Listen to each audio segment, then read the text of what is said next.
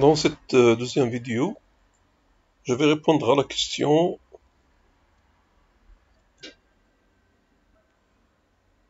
de C.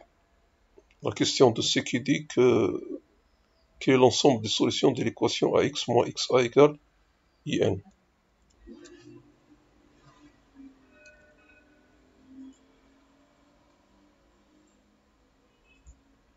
Alors l'équation AX moins XA égale IN.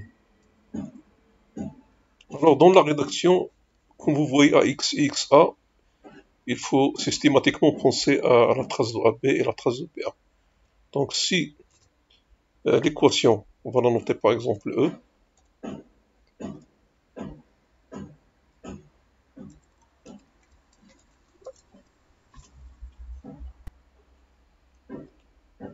admet une solution x0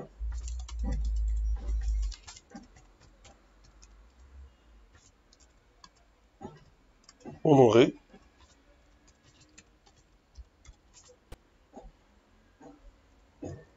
à x0 moins x0 de a égale in, passe à la trace. Donc la trace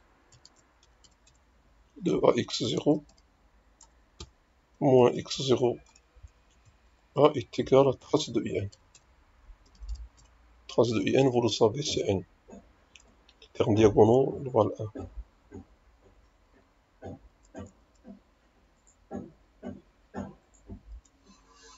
Trace de ax0 moins x0a par linéarité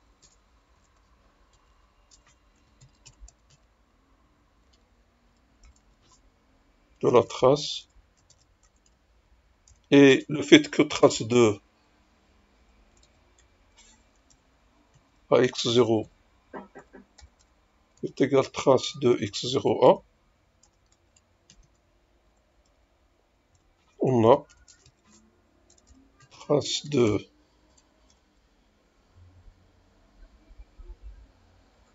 ax0 moins x0a égale à 0.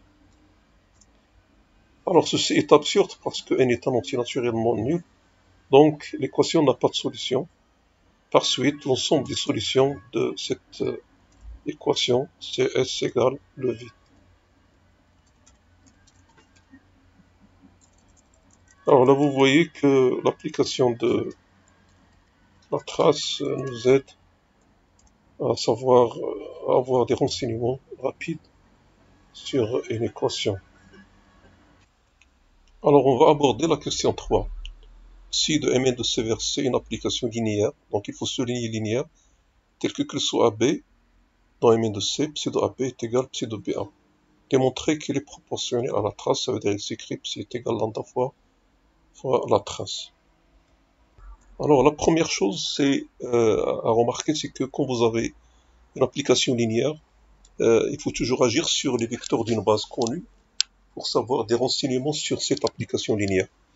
C'est pour cela que l'hypothèse qui concerne AB et BA, on va l'appliquer pour A est égal à EIJ et B est égal à EKL.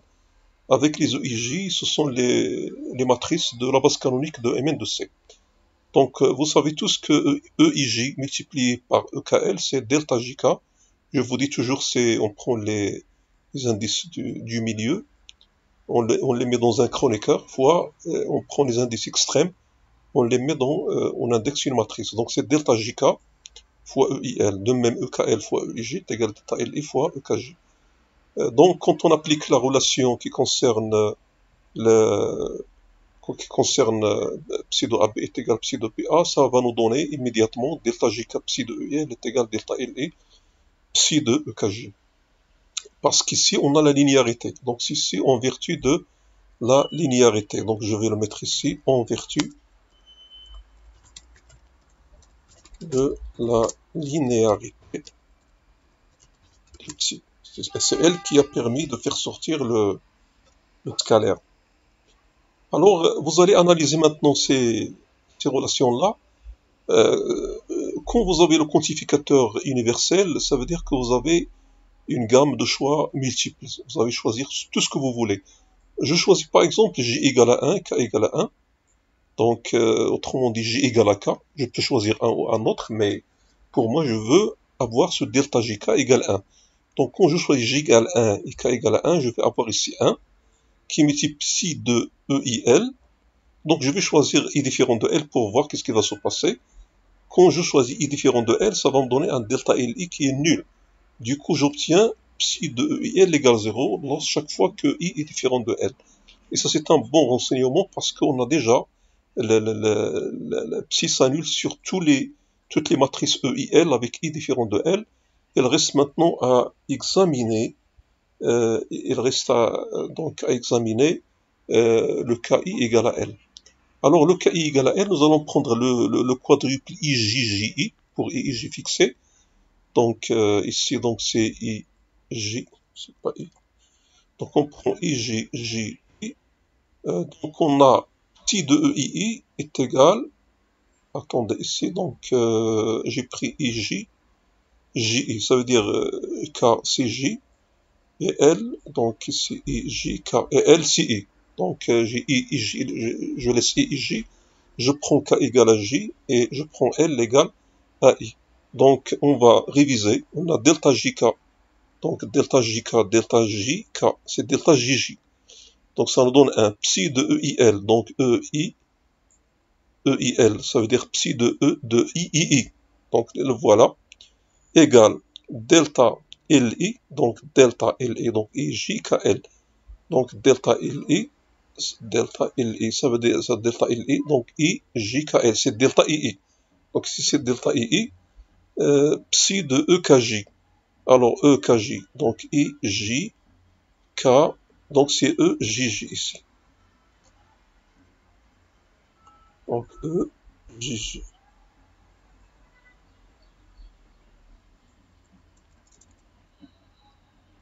J, J. Donc on a démontré que psi de EI est égal psi de EJJ, quel que soit IJ dans un N. Autrement dit, psi il est constante sur les EII, c'est pour cela qu'on va attribuer une valeur qu'on va appeler lambda, qu'on va donc désigner comme étant la valeur commune des psi des EII, lorsqu'il décrit un N. Donc résumons, récapitulons. Donc si on prend une matrice quelconque, on prend donc A, une matrice qui s'écrit, j'abrège ici AIJ. Dans votre copie, il faut bien sûr mentionner que c'est pour 1 inférieur à IJ inférieur à N. Alors là, c'est exactement la somme, c'est la somme sur IJ de quoi? Des AIJ qui multiplie E et IJ. Alors je vais calculer l'image de A par T. Alors normalement ici c'est la somme